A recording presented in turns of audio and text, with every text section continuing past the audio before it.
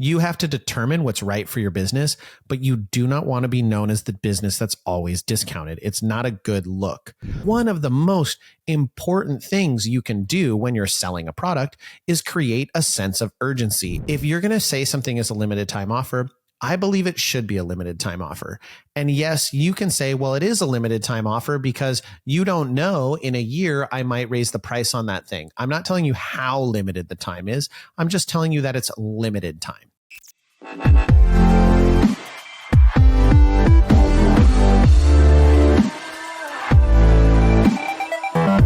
Hello, everyone, and welcome to another episode of the Cheer Biz Podcast. I'm your host, Dan Cotton, and today we are going to be diving in why I don't do many discounts. Now, before we get into the episode, as always, head on over to Next Gen Owners Facebook group, join our Cheer and Gymnastics Gym Owners Facebook group, and our All-Star Cheer Coaches and Owners Facebook groups, especially if you are a coach or a coach and an owner. As well as visit nextgenowners.com to learn more about the Academy and how you can join, subscribe to our emailing list, and last but not least, this one's super exciting. Make sure you head on over to amazon.com and you go and buy Danielle Johnston's most recent book. It's called The Gym Owner's Handbook, or the Cheer Gym Owner's Handbook.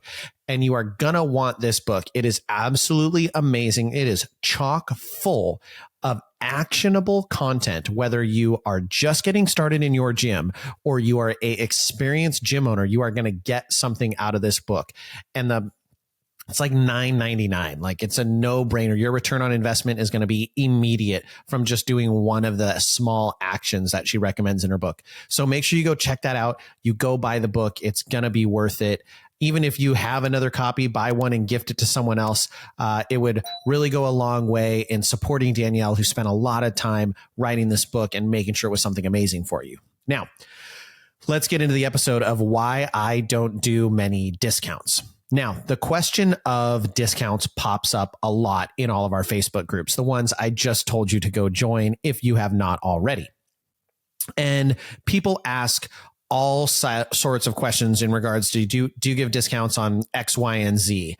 And probably the most common one I see asked between ASGA and our Facebook groups and Small Gym Owners Facebook group is, do you offer sibling discounts? And I'm somewhat known for my tongue-in-cheek but very serious, real response to this, which is I don't really, because I don't believe that because you decided to get busy with your significant other, that somehow entitles you to a discount at my business. And you got your reward during that 30 seconds of your life. And now you get it for the rest of your life. So I don't believe that I owe someone anything just because they liked to knock boots. It's somewhat tongue-in-cheek, and I understand why the concept of sibling discounts exists, right? You have talented kids who come in the gym and they've got 3 or 4 kids in the family, and you go, you know what? I'm going to offer them some sort of a sibling discount so they can all cheer, because if they all cheered at full price, that would be insanely expensive. And I get it. And if you choose to discount, a very small amount on a sibling discount, am I going to rake you over the coals for it? Absolutely not. I'm just telling you why I don't really do sibling discounts. I think we have something that's very, very minor. It's like $10 off for all-star tuition. It's nominal. It's almost nothing. And we don't promote it. It's not a big selling point for us. And we don't have sibling discounts on our classes or anything like that, because those especially are priced exactly where they should be. And there are very specific reasons that I don't do many discounts. And so I want to discuss those with you on when I do discounts and when I don't, and also why I do and don't. So first and foremost is most discounts, when you're discounting things regularly, you're telling your customers and future customers and other people that the price isn't really worth what they're paying. When you can afford to slash prices and knock things off, especially for things like, oh, well, this child is this much now, this child is 50% off, or you have these massive discounts. You're telling people that your product isn't really worth that. And so you don't want to be known as the product that has tons of discounts. You want to be, telling people, look, we don't do a ton of discounts because we are very effectively priced. Okay. We are priced competitively. And maybe you do a discount here or there on a small little item, or you might sell something for a limited time for a discount. We'll get into that a little bit more later. But at the end of the day, you're telling your customers when you have these big discounts for things that your product isn't really worth what you originally are charging, that you are able to knock things down because you have this excessive profit margin built in. Now, if you know that your profit margins are not above 20% and you slash something off 20%, then you're taking a loss on that thing. So you want to be really, really cautious about discounts. And it's why I am so cautious about them. And anytime I do a discount, I'm very strategic. Number two is that having a million discounts is going to incentivize people to wait to buy. There is no urgency because they know that there's going to be another deal, another discount coming up. And so they're more likely to wait to purchase. And you're incentivizing people to kind of hold off on that purchase. And one of the most important things you can do when you're selling a product is create a sense of urgency, a need to purchase within a certain period of time. This would be like, something is going to sell out, so there's only so many left. I do offer discounts with dream camps. My camp company, we have our individual camp, and this is the only thing I offer discounts on. I don't offer discounts for teams, but I do offer discounts for individual camp. And that is because A, it is expensive. It's a pretty big price tag. And B, I want to incentivize people to either give me their email. So I will give them a coupon in exchange for their email. So I'm getting something out of this transaction. I give them a little bit of a discount on a purchase. So they have to purchase to even get the value out of it. And I get their email now to continue to market to them and continue to utilize them as a potential customer for my marketing. I also do discounts in regard to like Black Friday, Cyber Monday, because it creates a lot of urgency, a lot of need to buy. And so people are more apt to purchase for the next year.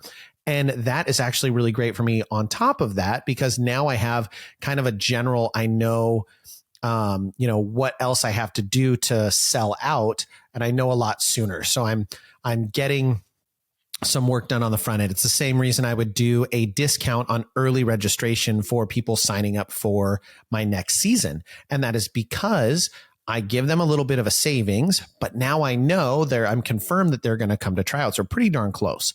And I can start to forecast things a lot better, which makes me a lot more articulate when I'm having parent meetings and I'm saying, well, based off of the people we have registered right now, I'm very confident that we're going to have, this many junior teams or this many senior teams, and looking about these levels. So it makes things a little bit easier for me when I do those kind of discounts. On top of that, doing lots of discounts can make some really significant headaches for you. One of the biggest headaches you can do is by creating budgetary issues. When you have all of these discounts, you can really quickly get out of the profit margin.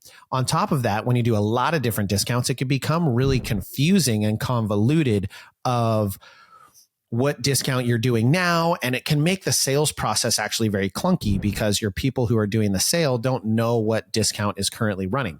So when you're doing those discounts, you definitely want to keep them simple. I use discounts to encourage people to do a couple things. So when I'm using a discount, one is I'm always ensuring that I'm still profitable in my product. I want to encourage people to purchase now. So I want this discount to go away. I want it to be a limited time offer. Now, here's my 2 cents. I have been very vocal over the years that if you're going to say something is a limited time offer, I believe it should be a limited time offer. And yes, you can say, well, it is a limited time offer because you don't know, in a year, I might raise the price on that thing. I'm not telling you how limited the time is. I'm just telling you that it's limited time. Sure, you can do that. And you're not wrong. You're not lying. That's all factual. But I prefer take a different approach. Maybe do a limited time offer with this discount for a shorter period of time. And then if you want to do something else to incentivize things, like maybe you want to offer them a free private lesson if they register for your class program, or maybe you want to give them a free t-shirt, or maybe you want to give them 10% off their first full month, or whatever it is. You might split test these things and do truly limited time offers. Hey, you can only get this for the next 3 weeks, and then make it actually go away. That doesn't mean you can't start another offer. That just means that that offer that you're giving them is going to go away. It is a limited time offer. It also gives you the ability to collect data and see which ones perform better.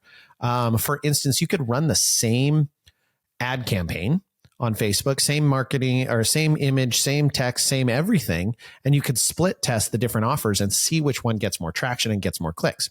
Number two, I would use discounts if I'm really trying to help facilitate additional purchases, later on purchases. So I mentioned my camp company already. So when kids come to individual camp, one of the things I know about kids that come to individual camp is they are incredibly likely. My individual camp kids all buy apparel. Every single one of them buys a sweatshirt, buys a tank top, buys apparel. They buy snacks at our store. So they make follow-on purchases while they are at camp. So while I may sacrifice a little bit on the front end in a discount, it's likely that I'm going to make that back up when they purchase physical products, or they have add-ons to camp, or they're going to come back year after year after year. So I'm going to create some reoccurring purchases.